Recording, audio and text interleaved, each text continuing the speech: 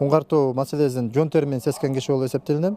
Себеби биринчи ошол уңгартуу боюнча маселе көтөргөндө 2016-2015 жылдары мен жергиликтүү кеңештин депутаты болчумун. Ошол Өзбекстан келип, Сары булактан келип тосуп биздин жолубузду, андан кийин тек учак менен келип аскер таштап уңгартуунун үстүндө ушундай провокациялык иштер жасаганда мен ошол жерде уңгартууду коргоо комитетинин башчысы болуп, Кербен шаардык кеңешинин депутаты Эргешал Рыскулович менен биргеликте ошол элдерди уюштуруп, баягы бийликке коңгуроо кагып, бул жердин биздин Кыргыздын тарыхый жер экендигин айтып жүргөнбүз.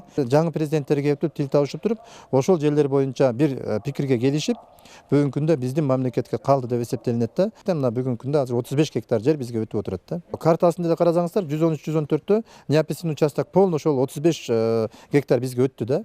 Ал жерде биздин Кербен шаарынын баягы Устукан деген айылдарыбыз бар. Ошолордун дагы мал бакканына бардык жерден баягы шарт түзүлүп берилди да. Бизге өттү бардыгы.